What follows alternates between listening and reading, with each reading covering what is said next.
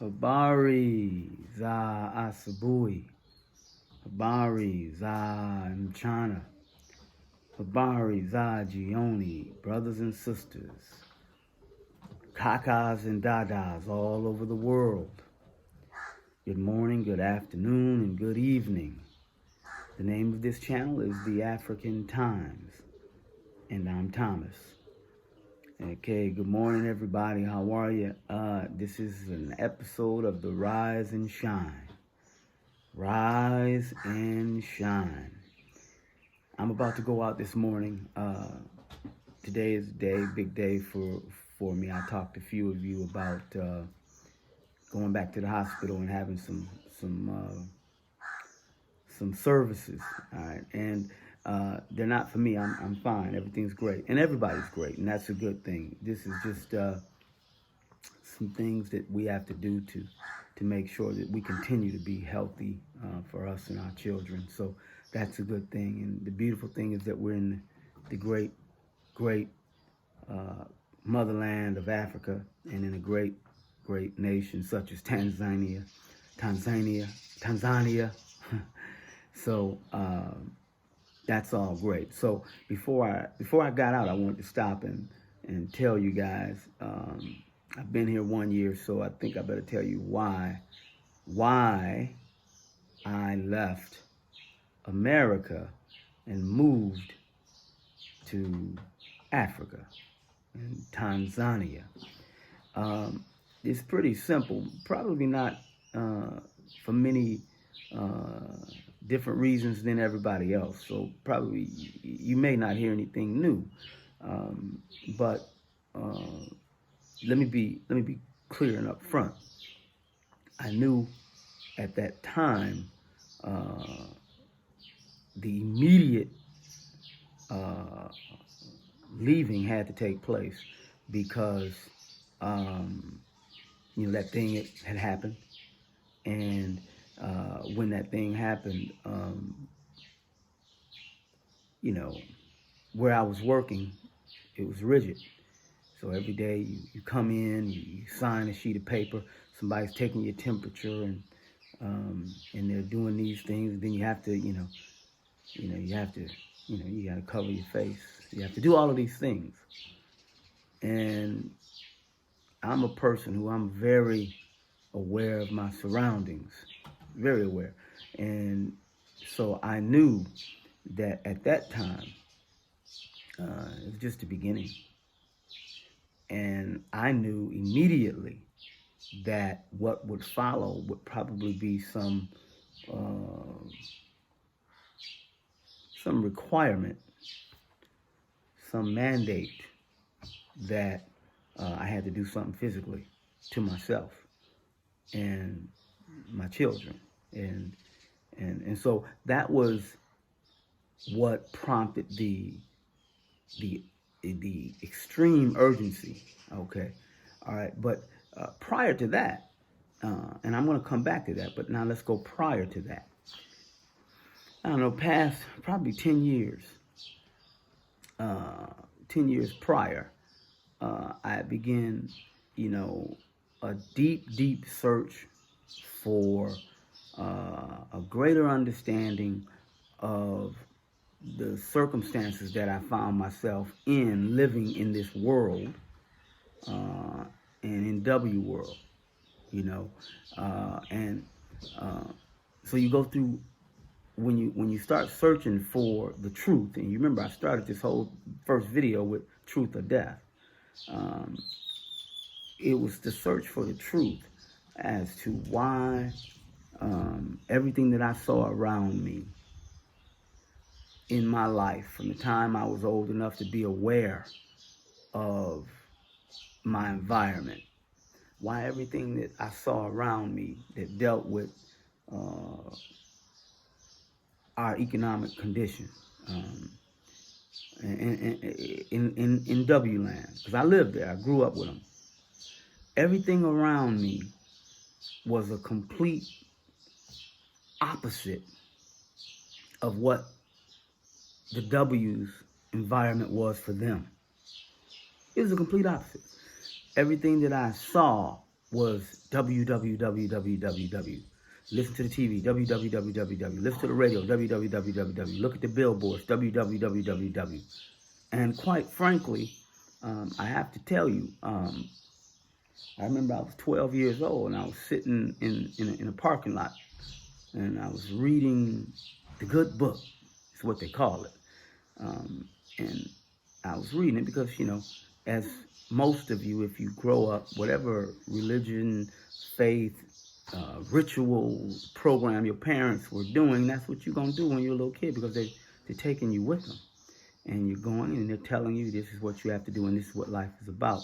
So back to the example, I remember sitting there and I was reading. I ran across a passage that said something to the effect of, don't pray or something out in public for, as to show people you're one way, just to, deceive them or make them think that you're righteous and, you're doing it for that reason, not for the true reason of being sincerely worshiping. So when I read that, I remember getting that feeling in my stomach and, having that stomach where ooh, something's wrong. Maybe if you get a report card, it's going to be bad. Report card, like you're in school, you get a report card, it's going to be bad. You get that feeling in your stomach, oh, I don't want to get it because I don't want to show my parents. But I was afraid. And so I immediately closed it and looked around. I felt like I was going to die that moment.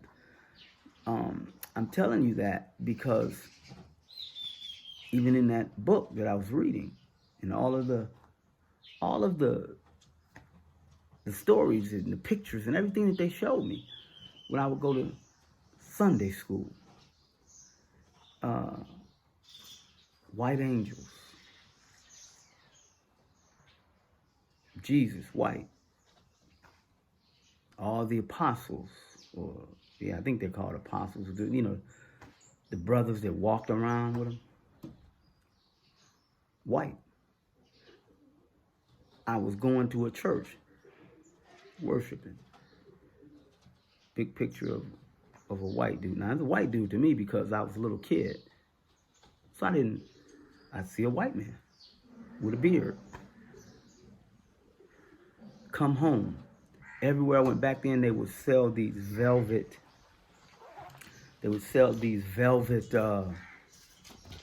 kind of like wall rugs. Big wall painting, and it'd be people. The Last Supper, it's very popular.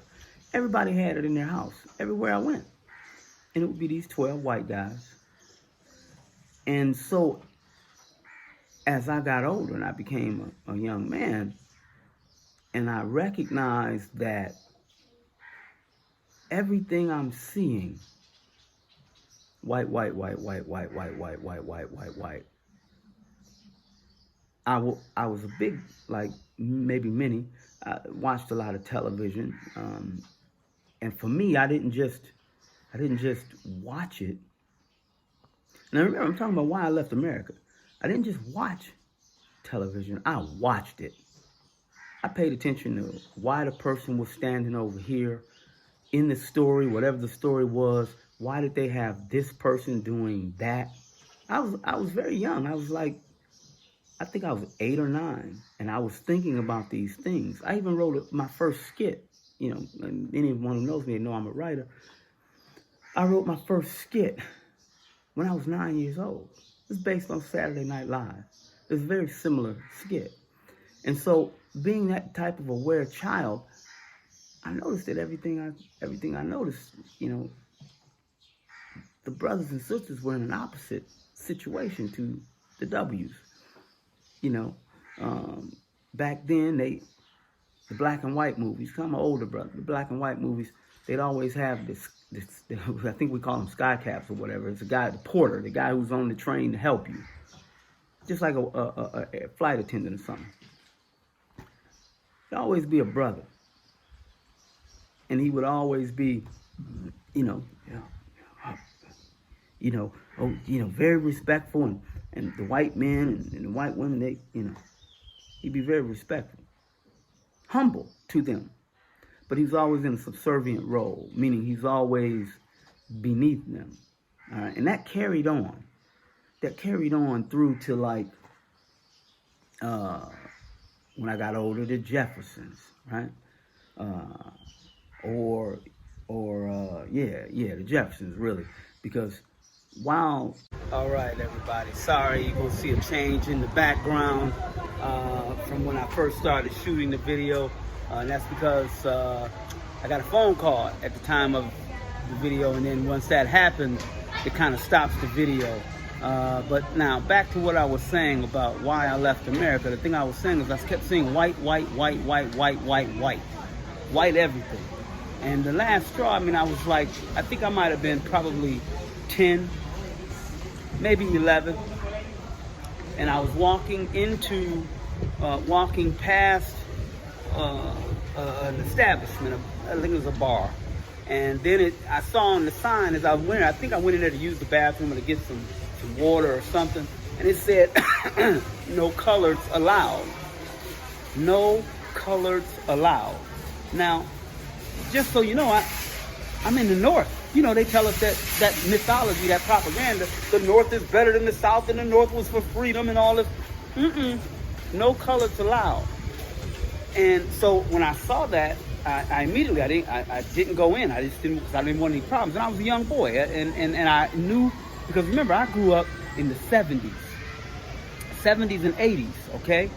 So that was just on the heel of the 60s. The 60s, where black African-American people, sorry for even saying African-American, because I don't mean that. What I mean, black African people living in America. When I grew up there, that was the 60s, where they were fighting for their right to be able to eat, use the bathroom, and all this in white establishments. So that was lingering on in that service, in that bar, in the North, okay? So it wasn't a big deal for me, but that was the last straw for me as I got older, and I realized, okay, I see what's happening here. This is not gonna change. It's not gonna change. So fast forward, that was back 10, 11, 12 and all of that. Now I'm like, 18, 19, 20, all right? So let me just give you an example. Me and my sister, I was staying at her house, visiting her. Uncle of mine, who unfortunately this brother had been a victim of the penal institution for a while, he ended up wanting to fight me, okay? My uncle. So we start getting into this fight. We fight in the streets, and the people see us fighting. At this time, I'm 18 years old. This guy, the people see us fighting, they call the police. Now, in where I'm from, it's all W's. So, when the police roll up, they're W's. They're W's. Now, we're fighting. They roll up. When they roll up, they see me, and they pull out a gun from the vehicle. And they tell me to freeze and do all of that from the vehicle. So I'm like, okay, no problem. So naturally, I would freeze. I'm in the vehicle, I would freeze. And they come and they kind of tackle me and wrestle me to the ground. And then they put a packet of cocaine on me. Packet of cocaine. Now, I was an athlete, college student. I didn't do any drugs. I didn't do that. But remember what I told you in the previous video. Excuse me. Remember what I told you in the previous video where I told you in the previous video that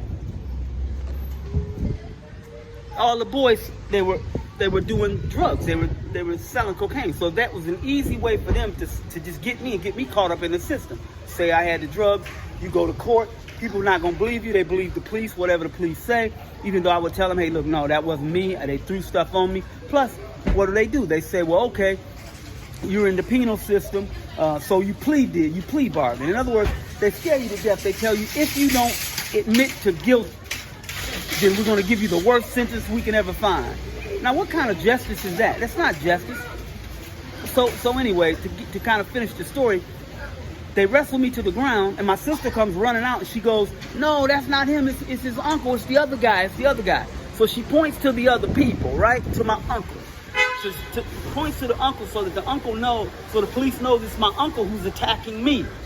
So when they realize that, They pick up the packet of cocaine, grab him, throw him on the ground, and put the packet of cocaine on him. Do you understand? Okay, then they cart him off. Now, I just gave you some examples of very, very bad situations that happened to me as a brother. Now, with white, WWWWWW. Okay?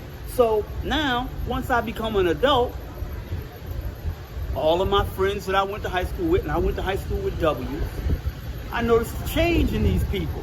You run into these people after high school. Y'all were all friends because you played football, basketball, grew up together, went from the elementary school to the middle school to the high school, all together. Everybody, oh, we friends, we all good, everybody hanging out, all of that. And then outside of that, you meet them now as they're adults, they act like they don't know you. W's. Now, and speaking of high school, just to give you an idea, in high school, trying to be friends with the people and the W's and all that, we all think we all good, right? We're all athletes playing on the same sports team. Well, we were in a high school with majority W's. 90% W's, 10% us. So we go into a party that they invited us to. They invited us to the party. We get in there, everybody's having a good time. Then all of a sudden, one of the W's throws out the N-word. You see? They throw out the N-word. Just throw it out. And so now, obviously, we're standing there, we're embarrassed, and we're doing those kind of things. Sit back.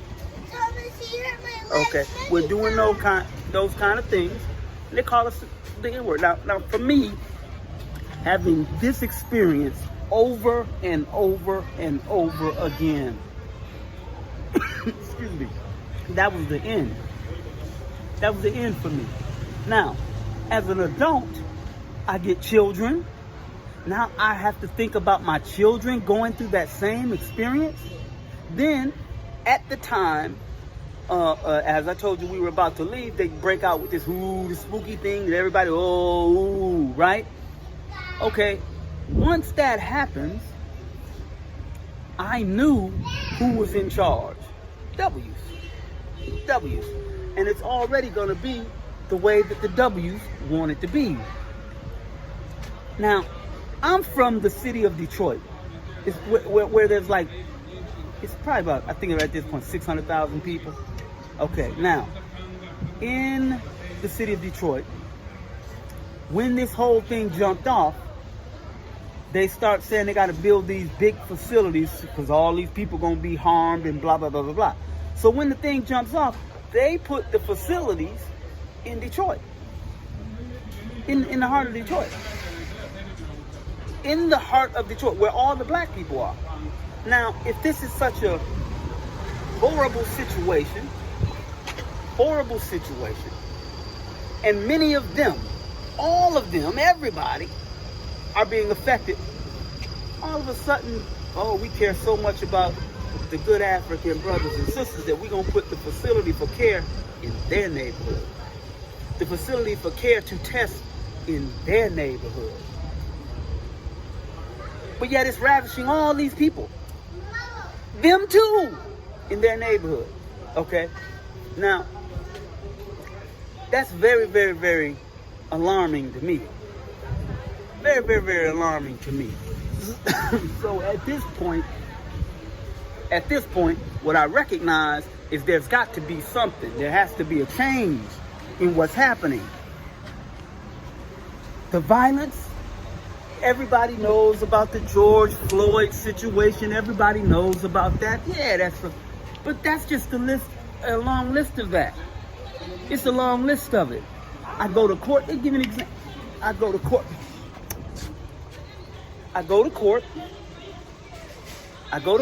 and when I go to court for a traffic ticket, I'm going in a neighborhood where it's all us. It's all us. And then when we go in the neighborhood, we go into the court, it's all us. We go into the court, it's all us in the court. I'm talking about an all-white neighborhood. W's. We going to court, it's all us. For the tickets. You're getting pulled over every time. You go in, you go before the judge, you go before the people. All them. You cannot get any justice. There was no way for me to stay. And then I have to talk about, I have to realize that if I stay, then I'm subjecting my children to the same 20, 30 years. So I just couldn't stay there anymore. It just didn't make any sense at all for me to stay there. So what I'm saying to you, I'm going to wrap it up because I'm in the middle of taking care of some business. But I really want you to understand the reason that I had to leave is simply domination, rules, organizations, everywhere you turn, all designed to promote and continue to promote their control and dominance over us. With all of the false mythology telling us that they love us and they're for us and they try to help us. And keep in mind, remember, I'm from Michigan. Do you realize you look it up yourself. The governor, they arrested him. They arrested the governor when the people poisoned the Flint water. They poisoned it. Now, listen, on YouTube, you can't go into... In YouTube, I mean, it's so upsetting to me. In YouTube, you cannot go into the detail that you need to go into to explain to you fully. So you have to look it up yourself. The 80,000 city of 80,000 people, mostly black. Great majority black, African people. And those people in there, they poisoned them with the water. Now, what makes you think if they would do that to those people, that they're not doing it to all of us? So no, I had to get out of here. And listen, I heard one lady say that it's better to be somewhere, anywhere is better than there. Okay, so that's why I had to leave there. I had to leave. And this, I'll give you a more kind of detailed kind of talk about it at some other time, but it's just not good, everybody. It's just not good. The people, the medicine that they're giving, everything they tell you, it's always us. We're the worst. No, man. And then your children grow up, they can't see people that look like them. They can't play. You know, I couldn't do it. I couldn't do it because I want my children to understand. No, they tell us we're the minority. We're not the minority. What kind of mythology and foolishness is that? Understand that. We're not a minority, but if they make you think you're a minority and everywhere you turn you see them, then yeah, you'll start to believe that foolishness. So anyway, hey everybody, I'm gonna get off this YouTube real quick here and get back to what I'm doing. But I just wanted you guys to know it's just really not a good place to be. If we could be by with our own people so that we can take care of ourselves, love ourselves, and be in control and be in charge of, governing ourselves, our own culture, our own socialization, our own values and morals, then maybe we won't have people like our good brother Michael Jackson wanting to turn himself into a pasty white woman. Do you understand? So please understand, it's very important. Not everybody can leave, and that hurts me. I'm sorry about that. I wish that it was a different situation. And it's not easy. It takes a lot of courage to pack up and go someplace and you don't really know. You don't really know because you've never been there. But you got to survive. You got to make it happen. So that's why I left. That's why I left America. It's just not a good place. And it's getting worse and worse and worse. It's getting worse and worse. George Floyd, Trayvon Martin, Breonna Taylor, you name the list and list. And they keep telling you over and over and over again that no, it's just an isolated incident. Wait for over and over again. But no, go back to Emmett Till. I keep telling you, go back to Emmett Till. Back in the 20s. Every decade, this has been going on since they brought us over there. You don't have to be, it's not me. I'm not against like, listen, it's their history. This is their history. These are the things that they've done. So I'm going to talk to you a little bit more. That we're going to get ready. The next video I'm put out, I'm going to let you know. We're going to dig into multiculturalism. Everybody love everybody. We should all be for everybody. We're going to get into that. So I love you guys. Uhuru. Uhuru. Uhuru.